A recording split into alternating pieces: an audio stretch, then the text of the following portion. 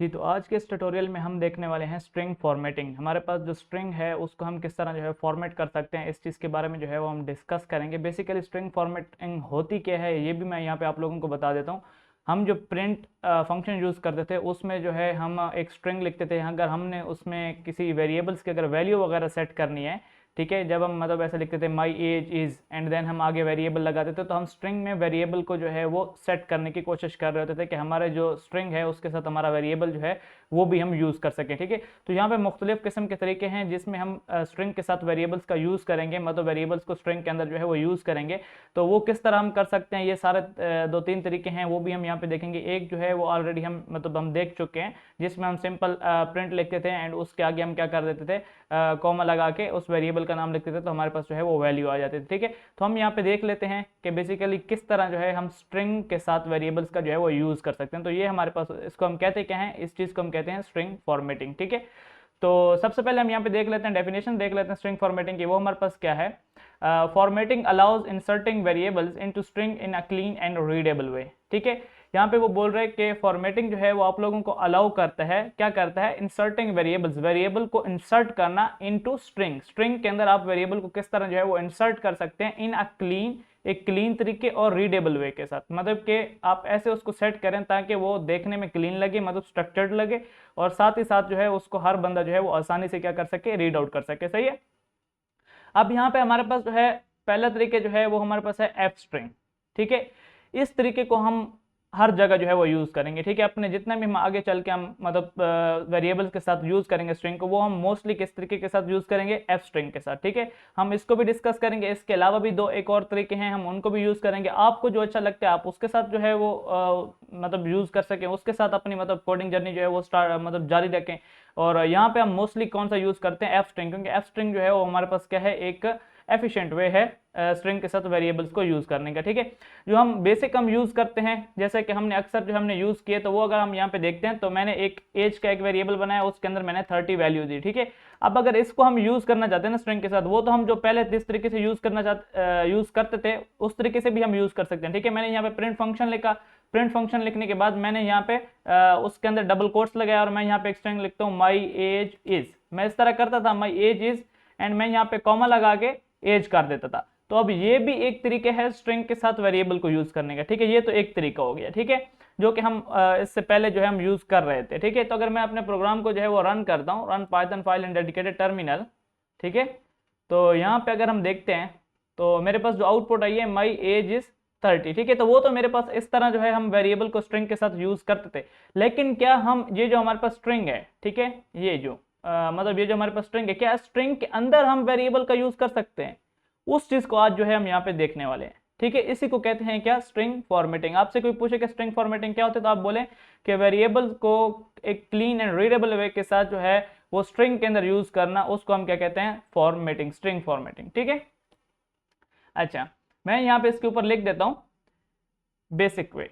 ठीक है, मैं यहाँ पे कमेंट बेसिक स्ट्रिंग फॉर्मेटिंग। ठीक है, बेसिक स्ट्रिंग फॉर्मेटिंग। ठीक है, अच्छा सॉरी, यहाँ पे डबल टी आता है।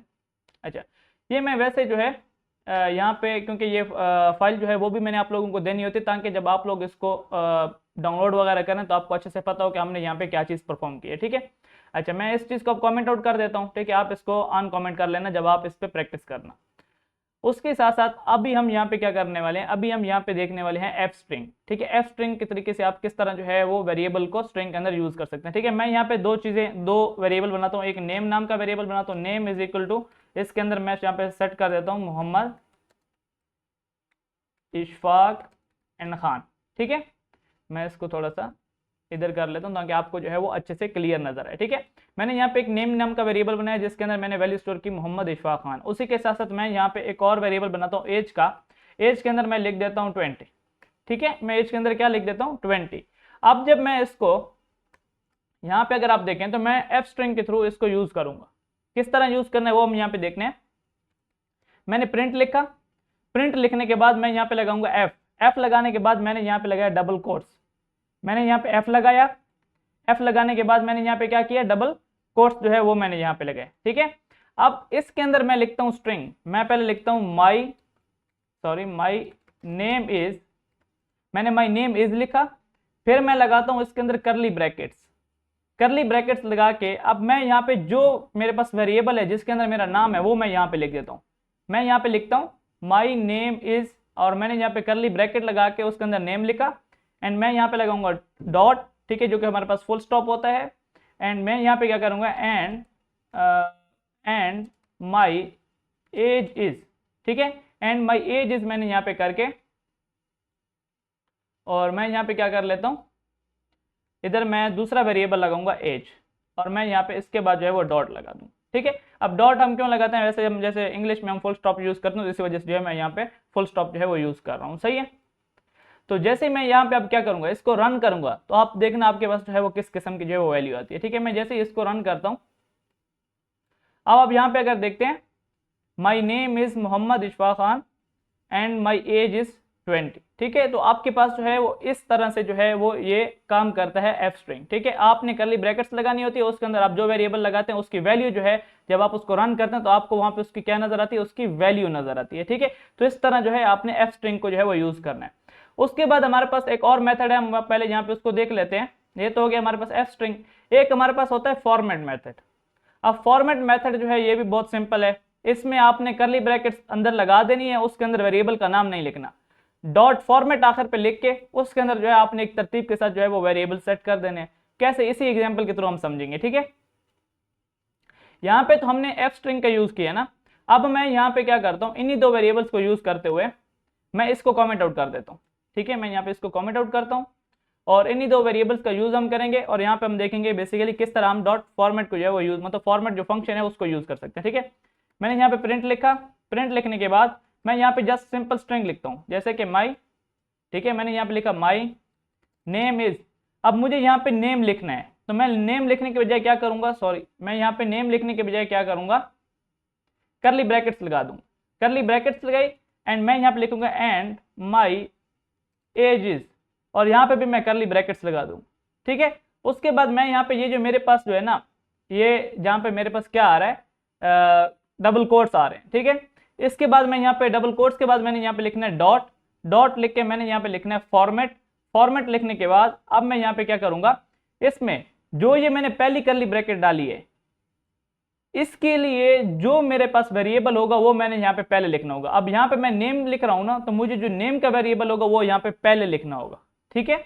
मैंने यहाँ पे नेम लिखा, फिर मैंने लगाया कॉमा, कॉमा लगाने के बाद मुझे यहाँ पे क्या करना है, अब दूसरा वेरिएबल लिखना है, वो मेरे पास क्या है, एज, क्योंकि मैंने जो है आगे किसका जिक्र किया है, एज का जिक्र किया। अब जब मैं इसको रन करूंगा, नेम की जगह जो है यहाँ पे ये जो मैंने करली ब्रैकेट खाली छोड़ी है इसमें वो नेम की वैल्यू आ जाएगी और एज की वैल्यू जो है वो कहाँ पे आ जाएगी, इसकी जगह आ जाएगी, ठीक है। तो ये तरीका भी है यूज करने का, आप इस तरीके से भी कर सकते हैं, लेकिन यहाँ पे आपको ख्याल करना पड़ता है कि जो चीज आपने पहले मतलब प्रिंट करानी है तो उसका यहाँ पे वेरिएबल भी पहले ही आना चाहिए। अगर आप उसको बाद में देंगे तो वैल्यूज जो है वो आगे पीछे हो जाएंगी, ठीक है। तो अगर मैं इसको रन करता हूँ तो यहाँ पे आप देखें मेरे पास कोई एरर तो नहीं आया, नेम इज नॉट डिफाइंड, मैंने तो नेम डिफाइंड किया है,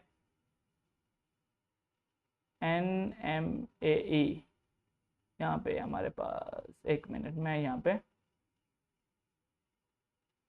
तरीका भी ठीक है हमारा, माई नेम इज प्रिंट, एंड यहाँ पे वो मुझे बोल रहा है कि आपने जो है वो नेम जो है वो डिफाइन नहीं किया, तो नेम तो मैंने डिफाइन किया हुआ है। तो यहाँ पे हमारे पास जो है वो इशू क्या आ रहा है, मैं अगर इसको डेडिकेटेड टर्मिनल के अंदर जो है अगर मैं रन करूँ इसको, ठीक है, फिर हम देखते हैं कि हमारे पास इशू जो है वो क्या है। अच्छा, अब मेरे पास कोई इशू नहीं है, ठीक है, वो वहाँ पे शायद कोई इशूज कर रहा था। जब मैंने इसको डेडिकेटेड टर्मिनल में रन किया तो मेरे पास जो है ये आराम से रन हो गया, my name is Mohammad Ishfaq Khan and my age is 20, ठीक है। एक तो ये तरीका हो गया। हमने यहाँ पे कितने तरीके देख लिए, 3 तरीके। ये हो गया हमारे पास एफ स्ट्रिंग को यूज करने, एफ स्ट्रिंग जो हम यूज करते हैं उसका तरीका, ठीक है। उसके बाद ये हमारे पास जो है वो किसका तरीका आ गया, जो हम डॉट फॉर्मेट जो फंक्शन है उसको यूज करते हैं, ठीक है।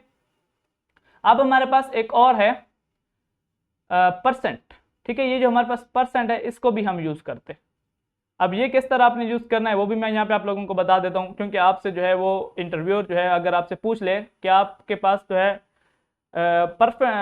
फॉर्मेट स्पेसिफायर जो होते हैं उस तरीके से आप जो है वो किस तरह से जो है यूज कर सकते हैं। ये जो परसेंट है इसको आप बोलते हैं फॉर्मेट स्पेसिफायर, ठीक है। हर जो डेटा टाइप होती है उसका एक फॉर्मेट स्पेसिफायर होता है। जैसे कि अगर आपके पास स्ट्रिंग डेटा टाइप है तो उसका %s होगा, इंटीजर है तो %d, अगर आपके पास फ्लोट है तो उसका %f होता है, बुलियन है तो उसका जो है अभी मुझे याद नहीं, उसका भी हम देख लेंगे, ठीक है। तो यहाँ पे मैं अगर इसको पहले मैं यहाँ पे कॉमेंट आउट कर देता हूँ और मैं यहाँ पे अगर करता हूँ प्रिंट लिखा, डबल कॉमर्स लगाया मैंने इसके अंदर, और अब मैं यहाँ पे दोबारा से वही देखता हूँ माई नेम इज। अब मैं यहाँ पे लिख देता हूँ %s का मतलब क्या है, यहाँ पे कोई स्ट्रिंग टाइप का जो है वो वैल्यू आएगी। %s का क्या मतलब है, यहाँ पे क्या आएगी आपके पास स्ट्रिंग टाइप की वैल्यू, ठीक है। मैंने यहाँ पे %s लगाया एंड माई एज इज, और मैंने यहाँ पे क्या करता हूँ %d लगाता हूँ, %d इंटीजर के लिए, ठीक है। तो अब मैं यहाँ पे ये जो डबल कोट्स यहाँ पे खत्म होंगे, मैं यहाँ पे % लगाऊंगा, % लगाने के बाद मैंने यहाँ पे लगानी है ब्रैकेट, ठीक है। मैंने यहाँ पे ब्रैकेट लगाई, ब्रैकेट के अंदर मैं लिखूंगा वैल्यू।